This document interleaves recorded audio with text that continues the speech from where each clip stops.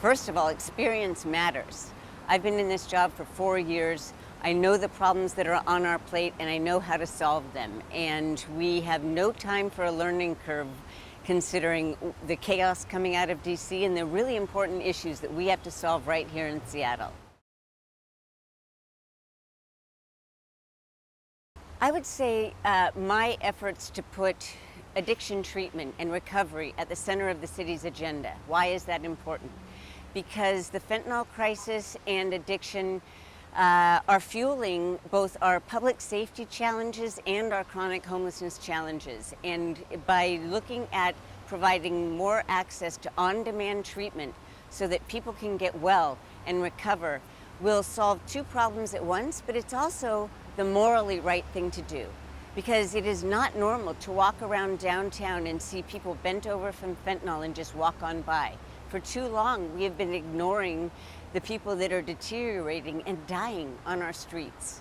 And we have got to focus attention on getting them into treatment. Otherwise, they could very well keep circling through homelessness, sickness, overdose, and potentially jail. So this is at the center of this. It should be at the center of the city's agenda because it is a key problem that we have to focus on that we've been neglecting for too long.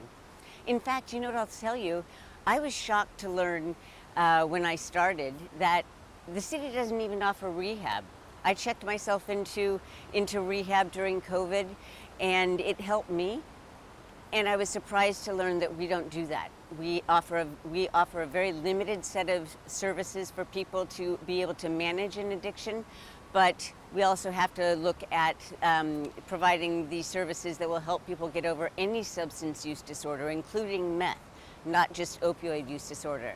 I was able to put forward a pilot program that parked $300,000 in the Human Services Department so that our caseworkers could get people into a privately run rehab facility, Lakeside Milam, and then they would just bill the city. It was a pay-as-you-go system. It was a completely novel funding mechanism, and it has saved lives. It has helped people that have been able to get in instead of having to wait for weeks because they only have Medicaid, in which time they could potentially overdose. That pilot program is saving lives. And I'm proud to say that the current budget will have about $1.6 million to continue that program because it's been so successful. We need to help more people. In July, I had a press conference with about 13 service providers, established service providers, and then also some that haven't gotten much attention but that also offer really important services for people who are addicted to different substances.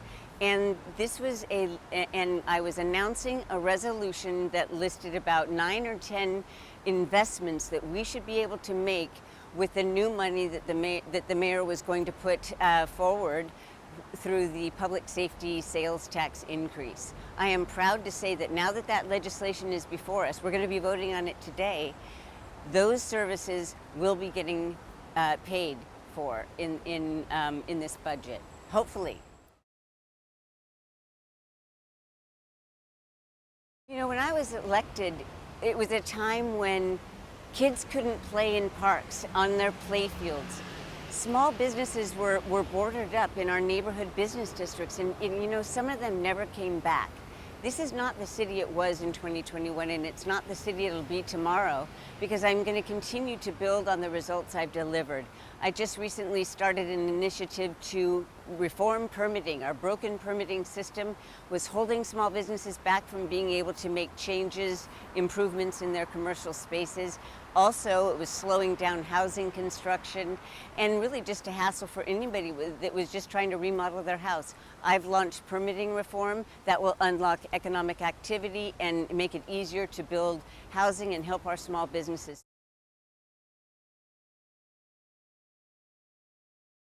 Well, first of all, experience matters. I have the experience. We've got a lot on our plate, and there is no time for a learning curve considering the chaos that's coming out of DC. More importantly than that, we cannot go backwards to the failed policies of the past. And what I have heard from my opponent on the campaign trail is opposition to the new public safety tools that this council has put forward to interrupt drug markets, markets where women and girls are getting trafficked. And so she's been opposed to the hiring bonuses that I put forward to level the playing field with other jurisdictions who are competing for the same pool, limited pool of people that wanted to go into law enforcement. I passed that through a majority defund council. So I am a fighter.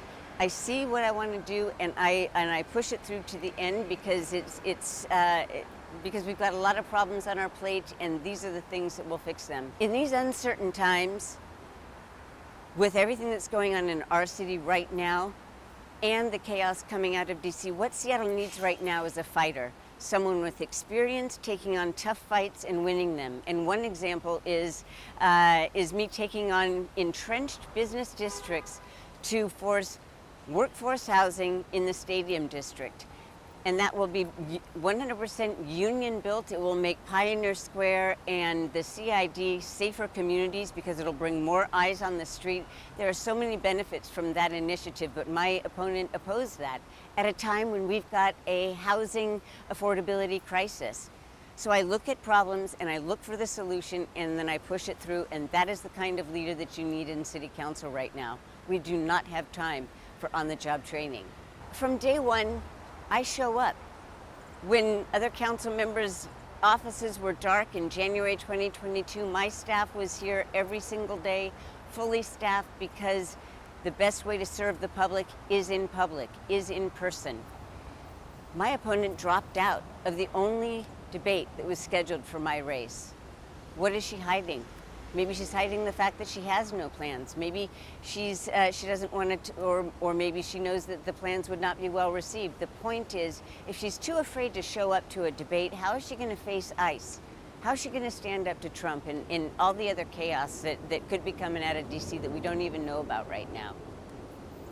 Voters need to know the differences between us, and I'm not hearing her say anything specific. Again, it's a lot of soundbite promises, but I have actual plans and I have a record showing people that I come through for them.